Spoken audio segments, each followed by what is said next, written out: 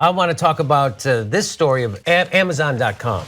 A guy went undercover, an author went undercover, and he found out that the warehouse workers in the UK peed in bottles over fears of being punished for taking a break. Now, I peed in a bottle before, but that was on a long trip. I was driving to Fort Dodge, Iowa, and I was trying to make good time. But I wasn't forced to. I wasn't going to get a demerit if I pulled over and went to the. But you weren't going to get your livelihood stripped away. Right. So it's kind of bad. So Amazon, as you know, is owned by the richest person in the history of the world. His name is Jeff Bezos, and he's roughly at any given moment he's worth between 100 and 125 billion dollars. Now let me put this into perspective. It costs $20 billion to end homelessness in the United States. It's cost $30 billion to end world hunger. He could do both of those things and still have about $70 billion left over, and yet he doesn't. In fact, he doesn't even pay his workers a living wage. So what kind of a person amasses more wealth than any other human being in the history of the world? Why the people who generate that income for him have to pee into bottles and don't make a living wage?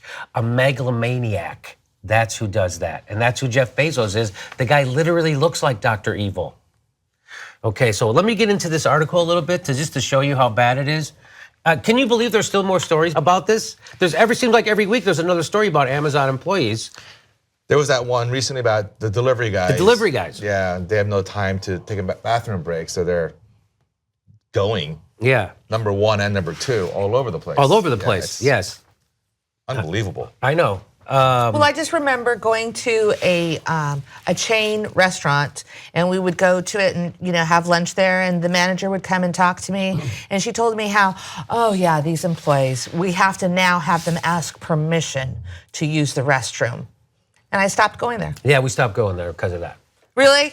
You're gonna have, I don't care if they're teenagers and it's their first job, or there's an adult who's working there, you have to ask permission?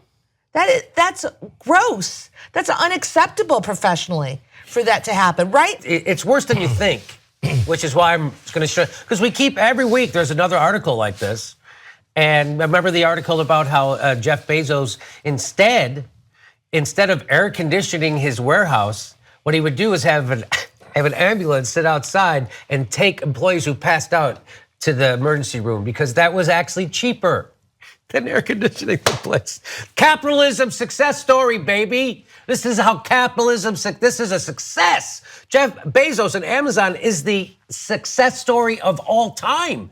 And this is what predatory capitalism looks like. This is what capitalism looks like. The author James Bloodworth went undercover at an Amazon warehouse in Staffordshire, UK, for a book on low wages in Britain. He found that the warehouse's fulfillment workers who run around Amazon's massive warehouses gathering products for delivery had a, quote, toilet bottle, end quote, system in place because the bathrooms were too sparse to get to quickly. For those of us who worked on the top floor, the closest toilets were down 4 flights of stairs.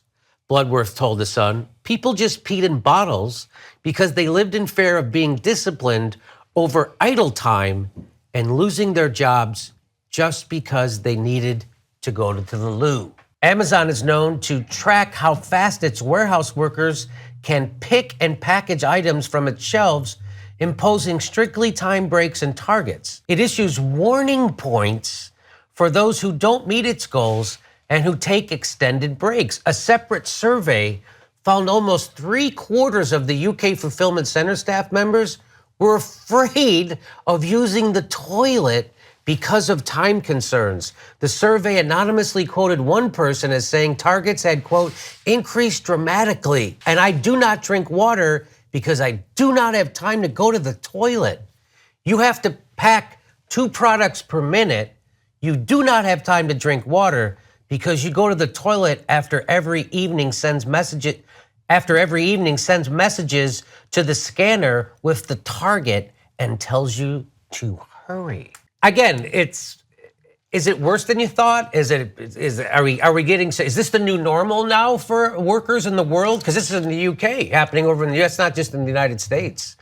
So there's a little bit more to this, and it gets even worse. Okay, another employee said She was ill while pregnant, and she was still given a warning. And yet another said, I turned up for my shift, even though I felt like shit, managed 2 hours, then I just could not do it anymore. Told my supervisor and was signed off sick. I had a gastric bug, sickness and diarrhea, very bad. Saw my doctor, got a sick note with an explanation, but I still got a strike. Again, Jeff Bezos put out a tweet last year saying that he was now turning his attention towards philanthropy, and if anybody had any ideas.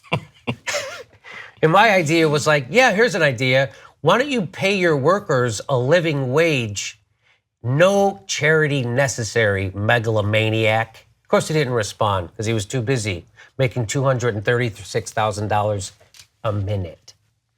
So do you think unions would help Amazon? And why do you think it's so hard for us to get them unionized? In many ways, I think we've gone backwards in time. You know, hearing about It's like this Dickens. Yes, it's very Dickensian, right? And I felt like I was reading a chapter of Upton Sinclair's The Jungle. Right.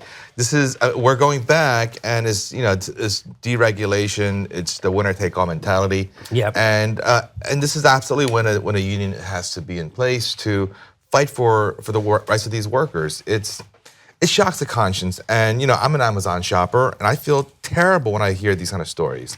But it's a very convenient way of shopping. It's cheaper than going to the store. Sometimes I can't find it anywhere else. Right.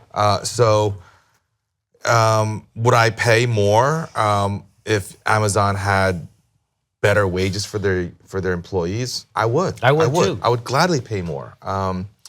So this, I can't believe this is happening. In 21st century. In 2018, in a modern Western democracy like the United States and the UK, this is the stuff that you hear about, like China and Vietnam and Bangladesh, but not here. But I think this mentality kind of goes back to, I think Jeff Immelt did this at GE.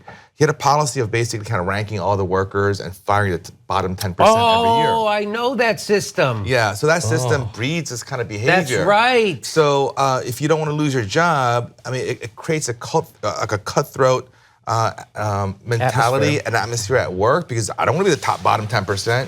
So if I'm going to go to the bathroom, I'm going to make sure that other people also go to the bathroom or whatever, right? It's not a collaborative, productive atmosphere. It's a very cutthroat atmosphere. And I guess if you don't give a crap about your workers, this is what you put them through. You put them through the ringer and you chop off the bottom 10% and you replenish them with new workers. Hey, I hope you enjoyed this clip. There's a whole hour and a half of Aggressive Progressives waiting for you at the Young Turks Network. Become a member and get access to all the content.